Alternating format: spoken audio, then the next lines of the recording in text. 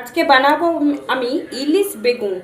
তো ইলিশ বেগুন বানানোর জন্য আমি ইলিশ মাছের পিস নিয়ে নিয়েছি, আর বেগুন এক পিস বড় কেটে নিয়েছি বোকা সমেত। এই সাদা বেগুনটা নিয়েছি আমি। আর মশলা নিয়েছি টমেটো, কাঁচা লঙ্কা, পেঁয়াজ, একটু সরষে একসঙ্গে পেস্ট করব। প্রথমেই আমি বেগুনটা ভেজে নিচ্ছি।